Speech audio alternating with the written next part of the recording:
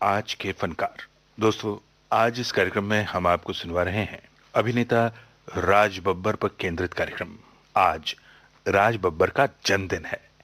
उनको जन्मदिन की बहुत बहुत बधाई।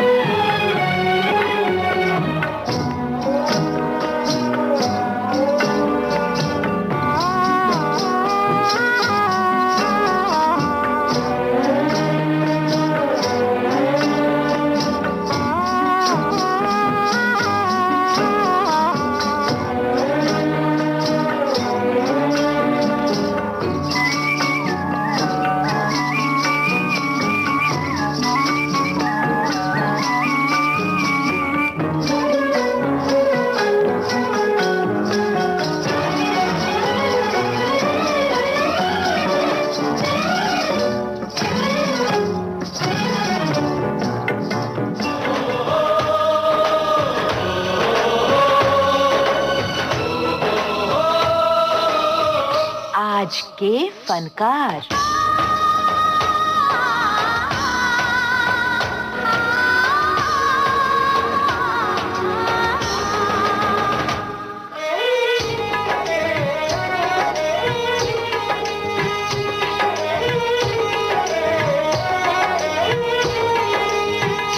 नमस्ते, मैं हूं अमरकांत।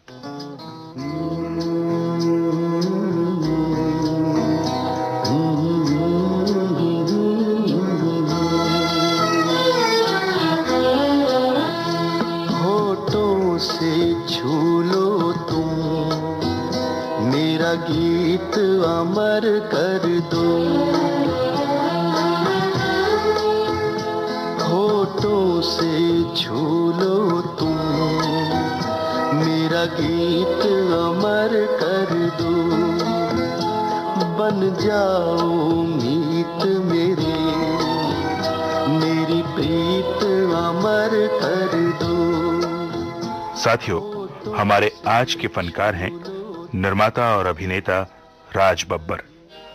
दिल की ये आरज़ू थी कोई दिलरुबा मिले। दिल की ये आरज़ू थी कोई दिलरुबा मिले। लो बन गया नसीब के तुम हमसे आ मिले। दिल की ये आरज़ू थी कोई दिलरुबा मिले। आज हम राज बब्बर साहब के बारे में कुछ बात करेंगे और कुछ बातें उनसे सुनेंगे। सुनने वाले साथियों को, दोस्तों को मेरा बहुत बहुत नमस्कार। इससे पहले कि हम राज बब्बर साहब से बातों का सिलसिला शुरू करें, आइए उनके बारे में कुछ बात हम आपको बता देते हैं। एक अधूरी सी मुलाकात हुई थी जिनसे, एक अधूरी सी मुलाकात हुई थी जिनसे। जाने अब उनसे मुलाकात कभी हो कि न हो।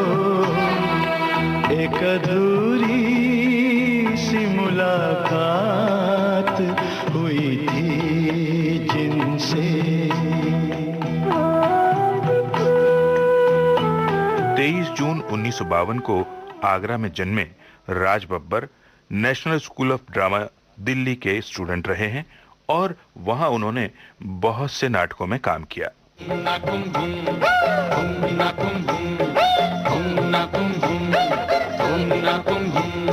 हम पांच पांडव ये शकुनी मामा, हम पांच पांडव ये शकुनी मामा, शकुनी मामा ये शकुनी मामा, हम पांच पांडव ये शकुनी मामा। अरे देखो देखो देखो महाभारत का ड्रामा, हम पांच पांडव ये शकुनी मामा, हम पांच पांडव ये शकुनी मामा।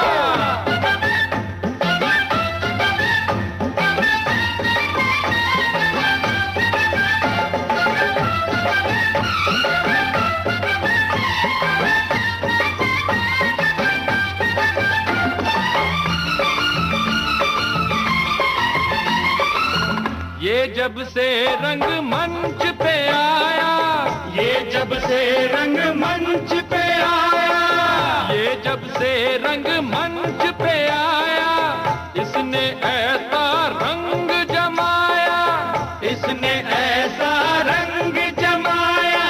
भाई को भाई से लड़ाया, भाई को भाई से लड़ाया, लड़ाया लड़ाया लड़ाया, इसने मचाया बड़ा हंगामा। हम पांच पांडव ये शकुनी मामा, हम पांच पांडव ये शकुनी मामा। राज बब्बर साहब के फिल्मी सफर के बारे में कुछ बातें उन्हीं से करते हैं। राज साहब, फिल्मों में आने की क्या वजह रही है? अब वजह तो कोई ऐसी खास नहीं। एक फिल्म आई थी जमीन के तारे, मैं अपने दादा दादी के साथ ये फिल्म देखने गया। इस फिल्म को देखकर जब हम वापस आ रहे थे तो पहली मर्तबा मेरे दादा दादी और मेरे माँ बाप ने मेरे ही सामने किन्हीं और बच्चों की तारीफ करना शुरू कर दिया। अब आप सोच रहे होंगे ये और बच्चे कौन थे? ये बच्चे थे वो जो इस फिल्म में भूमिका निभा रहे थे। लीजिए साहब, मेरे दिल को बड़ी ठेस पहुंची कि ऐसी क्या वजह है जो आज मेरे दादा दादी और मेरे माँ बाप ने मेरे ही सामने और बच्चों की तारीफ करना शुरू कर दिया। बस वो रास्ता था कि कटने को ना कटे, घर आए तो मैंने सोचना शुरू किया ऐसा क्या इन बच्चों ने किया।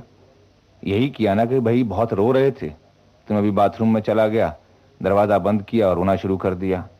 साहब, शीशा तो नहीं था लेकिन मुझे लगा कि मैं बहुत रोया हूँ क्योंकि मेरे गाल भीग चुके थे। बाहर जब मैं आया अपना चेहरा पोंछने के बाद तो मैंने कोशिश की कि मेरे दादा दादी मेरे चेहरे की तरफ देखें और मुझे भी कहें कि मैं बड़ा अच्छा हूँ, लेकिन उन्होंने तारीफ ना की। और मेरे दिल में अब ये ठन गया कि मैं भी अब फिल्मों में काम करूँगा। जिस तरह से इन्होंने आज और बच्चों की तारीफ की है, कल को किसी और बच्चे की तारीफ ना करें। बस साहब, यहाँ से मेरी फिल्मी दास्तान शुरू होती है। यूँ कहिए कि मेरी फिल्मी जिंदगी का आगाज होता है।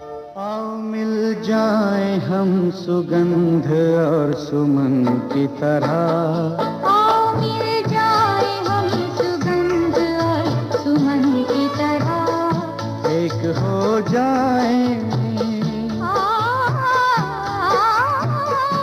एक हो जाए, चलो जान और बदन की तरह। आओ मिल जाए हम सुगंध और सुमन की तरह।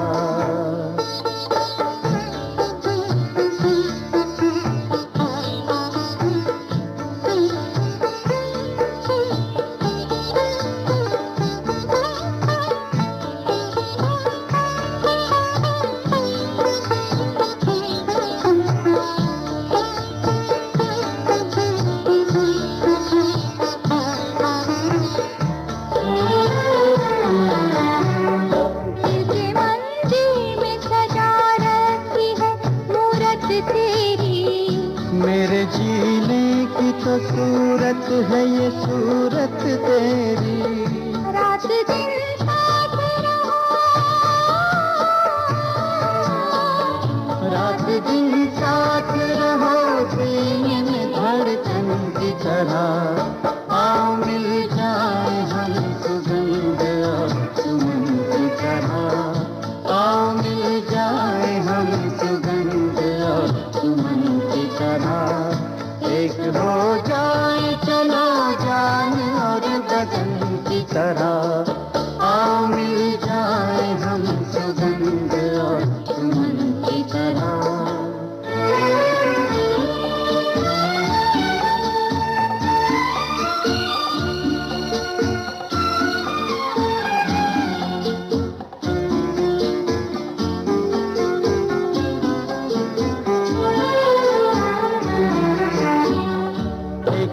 जीवन की खुशी तूने दी एक एक पल में, भर दिया सारे जग का प्यार मेरे आंचल में, प्यार का एक भी पल, प्यार का एक भी पल प्यारा है जीवन की तरह। आओ मिल जाए हम सुगंध और सुमन की तरह, आओ मिल जाए हम सुगंध और सुमन की तरह। एक हो जाए चलो जान और बदन की तरह, आओ मिल जाए हम सुगंध और सुमन की तरह। तो फिर आपको मंजिल कैसे मिली? आदमी सोच तो लेता है और पा भी जाता है, लेकिन सोचने और पाने के बीच का जो एक वक्फा होता है ना, बड़ा ही मजेदार होता है। कुछ ऐसे हादसे गुजरते हैं इसमें आप हताश भी हो जाते हैं, कुछ ऐसे हादसे होते हैं जिससे आपको लगता है कि शायद आप अपनी मंजिल तक ना पहुंच पाएं। हमारे साथ भी कुछ ऐसा ही हुआ। अब जैसा कि मैंने आपसे कहा, मैं तो बचपन से ही फिल्मी हो गया था, तो हर चीज फिल्मों के जरिए ही सोचता था। जब कभी हताश होता, जब कभी कमजोरी सी आने लगती, तो मैं एक गाना गाया करता था जोर जोर से। सोचना क्या, जो भी होगा देखा जाएगा, सोचना क्या, जो भी होगा देखा जाएगा। कल के लिए आज को न खोना, आज ये न कल आएगा। सोचना क्या, जो भी होगा देखा जाएगा। जो होना होगा होगा वही, सोच के तू क्या पाएगा। सोचना क्या, जो भी होगा देखा जाएगा। सोचना क्या, जो भी होगा देखा जाएगा। कल के लिए आज को न खोना, आज ये न कल आएगा।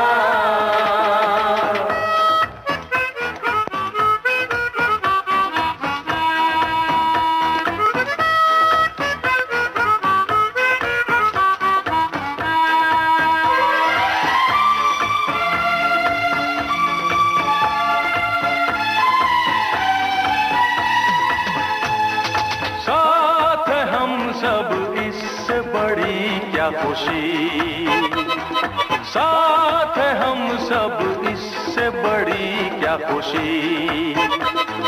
थोड़ा मुस्कुराओ, थोड़ा गुनगुनाओ, इसका है नाम जिंदगी। साथ हम सब इससे बड़ी क्या खुशी। कोई न जाने कब आ जाए घड़ी बिछड़ जाने की। सोचना क्या, जो भी होगा देखा जाएगा। सोचना क्या, जो भी होगा देखा जाएगा। कल के लिए आज को न खोना, आज ये न कल आएगा। हिम्मते मर्दा मदद खुदा। साहब, ये कहावत हमारे साथ चरितार्थ हो गई। हमें अपनी मंजिल मिल गई। मंजिल मिली तो जन्म जन्म का साथ निभाने का वादा भी किया। ये गीत स्मिता और मेरी पहली फिल्म भीगी पलकें का है। स्मिता ने अपने जीवन में इस गाने को, इस गीत को चरितार्थ किया। मैं ना कर सका, लेकिन ये गाना, ये गीत आज भी मेरे रोम रोम में बसा है।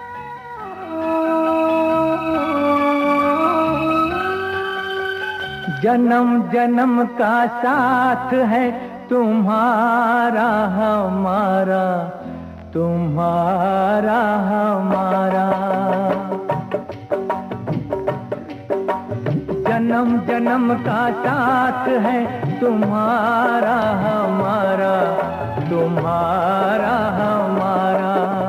अगर न मिलते इस जीवन में लेके जन्म दोबारा, जन्म जन्म का साथ है तुम्हारा हमारा, तुम्हारा हमारा।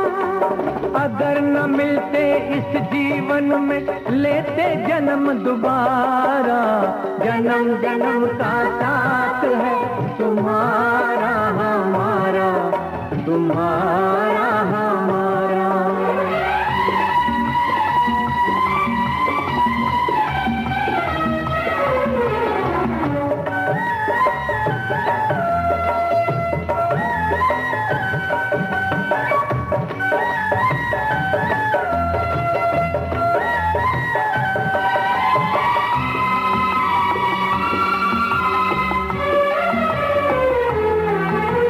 जब से घूमे धरती सूरज चांद सितारे,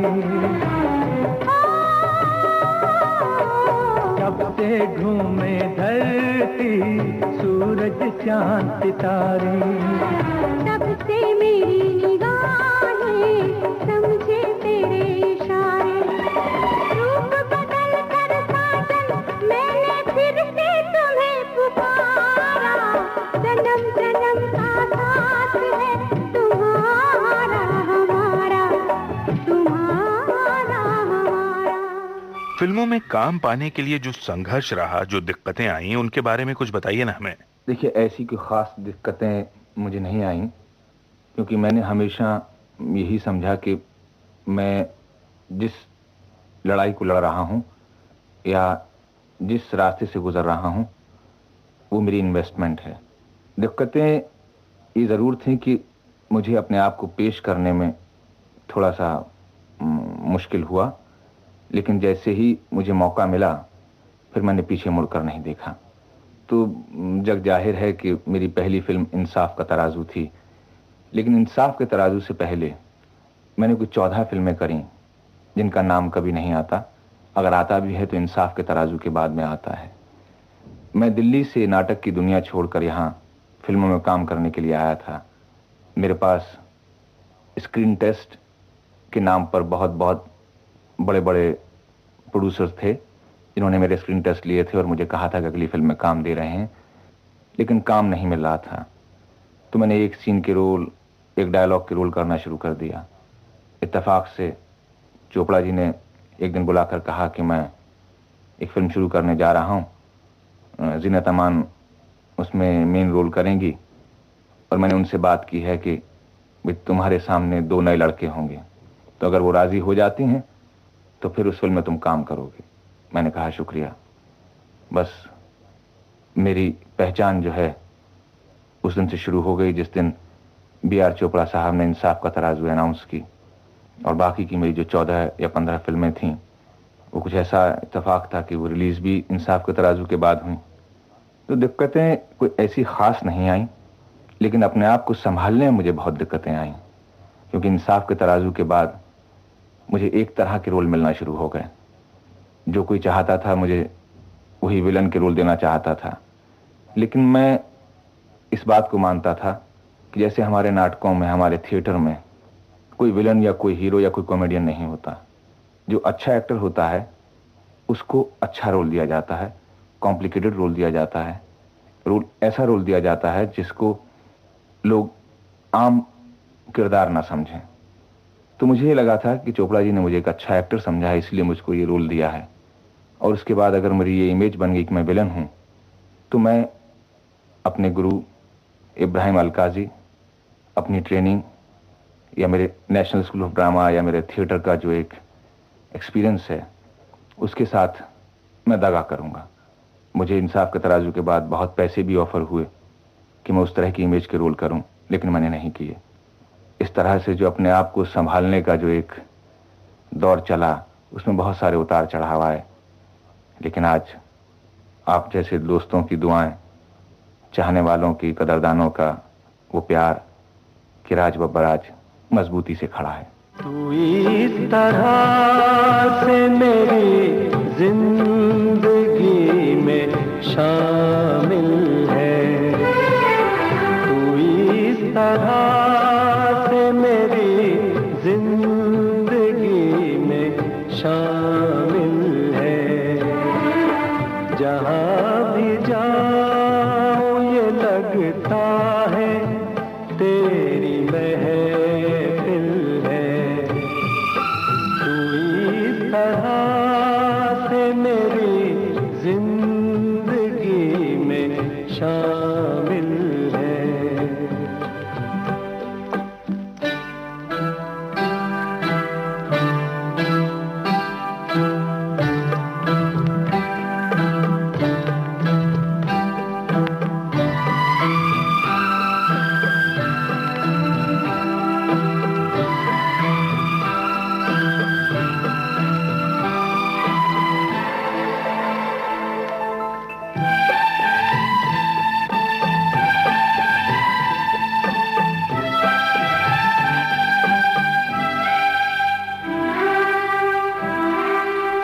ये आसमान, ये बादल, ये रास्ते, ये हवा, ये आसमान, ये बादल, ये रास्ते, ये हवा, हर एक चीज है अपनी जगह ठिकाने से।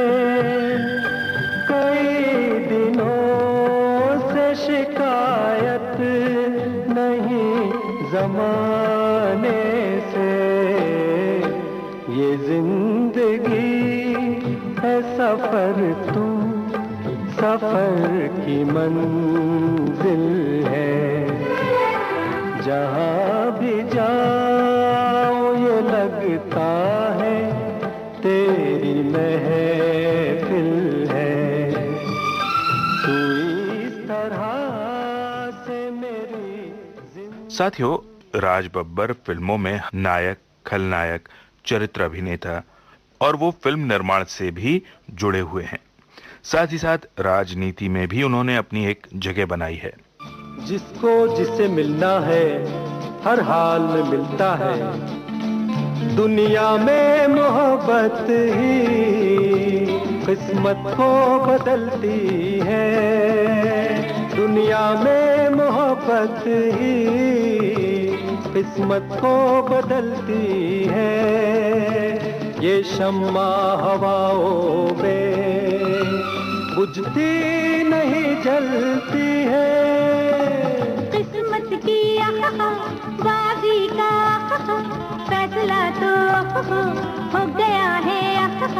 फासला भी हो गया है। देखे किसको कौन मिलता है। तो ये था अभिनेता राज बब्बर पर केंद्रित कार्यक्रम। अभी अलविदा मत कहो दोस्तों, न जाने कहाँ फिर मुलाकात हो।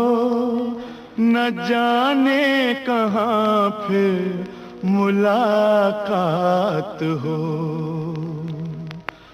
क्योंकि बीते हुए लम्हों की कसक साथ तो होगी। बीते हुए लम्हों की कसक साथ तो होगी। ख्वाबों ही में हो चाहे मुलाकात तो होगी। बीते हुए लम्हों की कसक साथ तो होगी। ख्वाबों ही में हो चाहे मुलाकात तो होगी। बीते हुए लम्हों की कसक साथ तो होगी।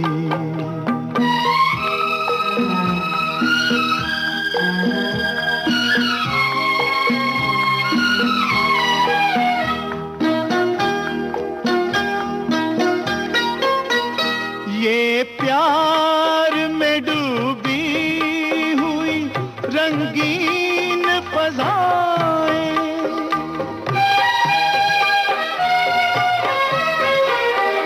ये प्यार में डूबी हुई रंगीन फज़ाएं, ये चेहरे, ये नजरें, ये ये जवां रुत ये हवाएं, हम जाए कहीं इनकी महक साथ तो होगी, हम जाए कहीं इनकी महक साथ तो होगी, बीते हुए लम्हों की कसक साथ तो होगी, ख्वाबों ही में हो चाहे मुलाकात तो होगी।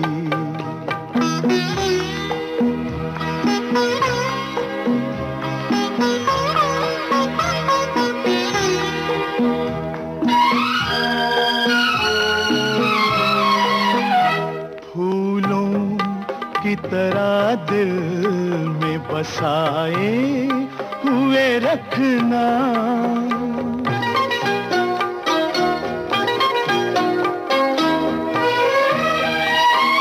फूलों की तरह दिल में बसाए हुए रखना, यादों के चिरागों को जलाए हुए रखना, लंबा है सफर इसमें कहीं रात तो होगी, लंबा है सफर इसमें कहीं रात तो होगी, ख्वाबों ही में हो चाहे मुलाकात तो होगी, बीते हुए लम्हों की कसक साथ तो होगी।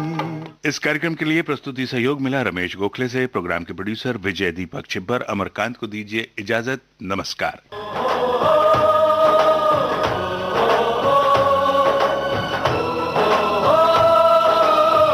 आज के फनकार।